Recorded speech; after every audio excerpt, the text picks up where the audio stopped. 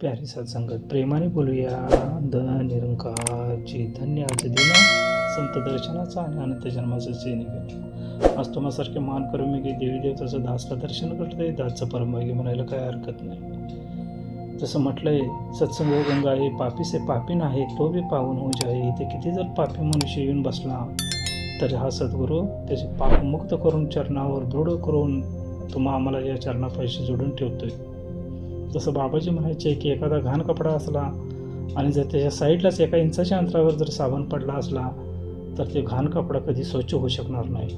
कारण का त्याच्यामध्ये 1 इंचाचा अंतर आहे. जर ते दोन्ही जर एकमेकाला घर्षण करतील, घासतील आणि दोघं एकमेकात जर विलीन होतील तर तो घाण कपडा झालेला कपडा देखील पांढरा शुभ्र दिसायला सुरुवात होईल. तसंच आम्ही या सत्संगमध्ये येऊन नुसता बसण्यापेक्षा सत्संग करणं, सेवा करणं, नामस्मरण करणं आणि सद्गुरूचा जसा आदेश उपदेश येईल त्या पद्धतीने जर गेलो तर खरोखरच आमच्या जीवनात पण सफलता प्राप्त होणार आहे. जसं दास एक तुमच्या समोर चरणावर एक उदाहरण ठेवेल की एक बहीण जी होती आणि त्याचा सत्संगवर इतका विश्वास होता, इतकाच विश्वास होता की सत्संग नित्यनेमानं करायची, सेवा करायची, नामस्मरण करायची. जसा सद्गुरूचा आदेश उपदेश येईल त्या पद्धतीने ती वागण्याचा प्रयत्न करायची. बहुत रहमत केली तिच्यावर. सगळ्या बाजूने तिला व्यवस्थित होते, कुठल्या बाजूनं काही कमतरता नव्हती. पण एक दिवस अचानक तिला फोन आला की तुझ्या मुलग्याचा ॲक्सिडेंट झाला आहे. तसं ती पळत दवाखान्यात गेली. पाहतो तर मुलग्याचा ॲक्सिडेंट झाला. सद्गुरूला हातदास केली. हे दाताला म्हटले जे बी होत आहे तुझ्याच कृपेनं होत आहे आणि काहीतरी माझ्या चांगल्यासाठीच हे झालं असेल म्हणून ते संतजन सद्गुरू नाराज न होता त्याने हरदास केली. दातार यातून पण तूच तारणार आहेस म्हणून हरदास केली आणि त्या मुलग्याची सेवा करत दवाखान्यात थांबली. त्यातून पण त्याला वेळ मिळाल्यानंतर ते सत्संगाला जाणार आणि येऊन मुलाच्या सेवेला लागणार. घराकडे गेल्यानंतर ती घराच्या बाजूची शेजारीण म्हणायला लागली तू एवढी सेवा करतेस, एवढी सत्संग करते, तो तुझा सद्गुरू सगळ्यात श्रेष्ठ म्हणून सांगते सगळ्यांना आणि काय केलं तुझ्या सद्गुरूनं? शेवटी तुझ्या मुलगाचा ॲक्सिडेंट झाला आणि कशाला जातेस तर काय उपयोग आहे त्याचा असं म्हणताना तिने म्हटली नाही माझा जे सद्गुरू करतोय ते चांगल्यासाठीच करतोय. मला कोण काय सांगितलं तर मी कोणाचं काय ऐकणार नाही म्हटली. तिनं त्याचं ऐकून न ऐकल्यासारखं करून दवाखान्याकडे निघून गेली. नंतर ती हळूहळू त्या पोरगीची तब्येत सुधारायला लागली आणि मुलगा व्यवस्थित चांगला झाला आणि त्याला घरला घेऊन आली आणि परत त्यांनी मला सत्संगाला जाणं, सेवा करणं, नामस्मरण करणं हे त्याचा चालू राहिला. आणि काही दिवस निघून गेलं आणि परत एकदा फोन आला की मुलग्याचा ॲक्सिडेंट झाला आहे आणि परत ती दवाखान्याकडे पळत गेली. दवाखान्याकडे गेली पाहतो तर पोरग्याचा ॲक्सिडेंट झाला. परत आणि त्यांनी सद्गुरूला हातदास केले. हे दातार जो होता आहे आजच्या केले होता ही सगळी तुझीच कृपा आहे असं म्हटले आणि त्या पोरग्याची सेवा करायला सुरुवात केली. ज्यावेळी ती दवाखान्यातून घराकडे आली त्यावेळी ती शेजारून परत आणि त्याला म्हणायला लागली की बघ बहीण तुला मी पहिला पण सांगितलं तर तिथं जाऊ नको, सत्संग करू नको आणि तिथं जाऊन तुझा काय उपयोग व्हायला लागला आहे, तुला काय प्राप्त व्हायला लागलं आहे आणि परत तुझ्या पोरग्याचा ॲक्सिडेंट झाला असं म्हणून सांगताना तिने तिचं ऐकून न ऐकलं घेतल्यासारखी केली आणि म्हणायला लागली नाही माझा सद्गुरू माझा पूर्ण विश्वास आहे कारण का माझा सद्गुरू माझ्यासाठी जे करणार आहे ते चांगल्यासाठीच करणार आहे असं म्हटले आणि ती दवाखान्याकडे निघून गेली. परत ती मुलग्याची सेवा करायला लागली आणि थोडे दिवस निघून गेलं. मुलगा आणि व्यवस्थित रिपेरी झाला आणि परत तिला घरला घेऊन आली आणि परत ती सत्संग सेवा नामस्मरणात दंग झाली. असं करता करता अनेक थोडे दिवस निघून गेलं आणि परत अनेकदा फोन आला की तुमच्या मुलग्याचा आणि परत ॲक्सिडेंट झाला आहे. परत ती दवाखान्याकडे पळत गेली. बघतो तर खरोखरच ॲक्सिडेंट झाला. तिने सद्गुरूला अरदास केली हे दातार तुम्हीच यातून वाचवणार आहे आणि तुम्हीच यातून मला पार करणार आहे म्हणून अरदास केली आणि त्या मुलग्याची सेवा करत दवाखान्यात थांबली आणि परत घराकडे आली.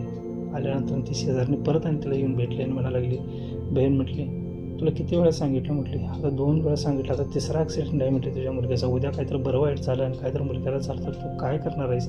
तुला मी किती वेळा सांगितले की सत्संग सेवा हे काय करू नको, इकडं काही जाऊ नको आणि काही बरोबर नाही. तू एक काम कर म्हटली की तुझ्या मुलग्याची कुंडली तर दे. मी जिथं आमच्या घरचं जाऊन सगळ्यांच्या कुंडल्या दाखवतो आणि ज्या महाराजाकडे मी जातो त्या महाराजांना तुझी कुंडली दाखवतो आणि विचारून येतो. त्यावरती बहीण म्हणाली की बहीणजी मला काही ते करायचं नाही आणि माझ्या सद्गुरू मला पूर्ण विश्वास आहे आणि मी ते काय करणार नाही काय नाही. तुम्हाच्या खात्रीसाठी तुम्हाला जर काय करायचं असेल तर ही कुंडली घ्या, तुम्हीच दाखवा, तुम्हीच काय करताय ते करा, पण माझ्या सद्गुरू माझा विश्वास आहे म्हटले आणि ती बहीण दवाखान्याकडे निघून गेली. सातसंगतजीने ही कुंडली घेतली ती बहीणची त्या साधूकडे गेली आणि साधूपाशी ती कुंडली ठेवली आणि म्हणू लागली, महाराज म्हणाले, ही कुंडली बघा, माझ्या शेजारी राहत्या, त्याच्या मुलगीची कुंडली ही, आणि सारखं सारखं याचा ॲक्सिडेंट होतं आहे आणि याच्यावर काहीतरी उपाय सांगा म्हटले. त्यावेळेला त्या महाराजांनी ती कुंडली घेतली आणि बघितलं तर ते महाराज आश्चर्यचकित होऊन ती कुंडली बघायला लागला आणि म्हणाला, बहीणजी कुणाची कुंडली आणलं आहे, काय सांगणार मी यात? तर काय झालं, ती माझ्या शेजारी राहते, त्यांच्या मुलगीची कुंडली आहे म्हणून त्यांनी सांगताना तो महाराज म्हणायला लागला, अहो ही मुलगा तर 10 वर्षाच्या पाठीमागच मेलेला आहे म्हटलं. 10 वर्षाच्या पाठीमागच मेलेला आहे म्हटल्यानंतर त्या बहीणजीला आश्चर्यचकित धक्का बसला आणि ती म्हणायला लागली, नाही हो, ही मुलगा जिवंत आहे ना, सध्या हॉस्पिटलमध्ये आहे आणि आता ही 3रा टाईम आहे त्याचा ॲक्सिडेंट व्हायचा. त्यावर त्या महाराजांना आणि परत एकदा कुंडली बघितली आणि म्हटला, बहीणजी म्हटला, हे 10 वर्षाच्या पाठीमागच मरायला पाहिजे होता मुलगा, आणि ह्या कुंडलीत तर असंच आहे की हे 10 वर्षाच्या पाठीमागच मरायला पाहिजे होता, आणि अशी कुठली तरी एक जबरदस्त शक्ती त्याच्या पाठीवर आहे की त्याला सारखं सारखं वाचवत्या आणि तो आत्तापर्यंत या ठिकाणी आहे. खरोखरच एक अद्भुत शक्ती त्यांच्या पाठीवर आहे, म्हणून तो मुलगा आत्तापर्यंत वाचला आहे म्हणते. त्यावरती बहीणजी ती कुंडली घेते आणि पळत जाते.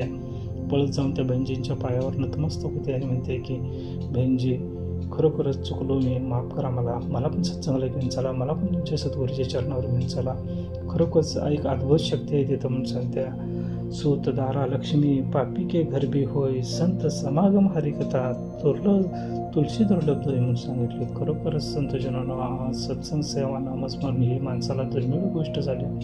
सद्गुरू तुमच्या आमच्यासाठी काय देत नाही संतजनांनो, सगळं काय देतोय, पण तुमचा आमचा विश्वास नाही आहे संतजनांनो. आत्ताच सांगितलेलं उदाहरण दासला एवढंच सांगायचं होते की खरोखरच सद्गुरू तुमच्या आमच्या पाठीवर रात्रंदिवस सदोनित कायमस्वरूपी आहे, पण तुमचा आमचा विश्वास तेवढा नाही आहे. आज तुम्ही आम्ही कुठे तर विश्वास ठेवत नाही, म्हणून आम्ही दुर्गतीला प्राप्त करतोय. नाहीतर हा सद्गुरू सगळं काही देतोय. जसं म्हटलंय की निद्रा भोजन भोग भय य पशुपोर समान, ज्ञान आधी किसणार मे ज्ञान बिन पशुछान. आज तुमच्या आमच्या मनुष्य प्राण्यालाच भक्ती करायचं सामर्थ्य ह्या प्रभू परमेश्वरानं या सद्गुरूनं दिलं आहे. जर तुम्हाला आम्हाला भक्ती नाही करता आली किंवा या सद्गुरूच्या चरणावर लीन होता जर नाही आलं, तर पशुपक्षात आणि तुमच्यात आमच्यात काही सुद्धा अंतर होणार नाही. कारण का त्या पक्ष्यांना भक्ती करता येत नाही, फक्त माणूस जन्मामध्येच आम्हाला भक्ती करता येते. 84 वेणी कोटी फेरा तेव्हा लागे वारा मानवाचा. या 84 वेणीचा फेरा फिरून आम्हाला हा मनुष्यजन्म प्राप्त झाला आहे. तर या मनुष्यजन्माचा सार्थक करायचं असेल तर सद्गुरूच्या चरणावर येण्याचं गरजेचं आहे. 3 लोक 9 खंड मी गुरु से बडा ना कोई, करता कर सके ना कोई, सद्गुरू परिसव. या देवाच्या हातनं पण जे होणार नाही तो माझा सद्गुरू काही क्षणात तुमची आमची कामं करून टाकणार आहे संतजनांनो. म्हणून आम्ही अधिक न विचार करता या सद्गुरूच्या चरणावर येऊया आणि सद्गुरू जसा आदेश उपदेश देईल त्या पद्धतीनं चालण्याचा प्रयत्न करूया. दासच्या परिवाराला आपण तुमच्या चरणावर जोडून ठेवा. प्रेमाने बोला.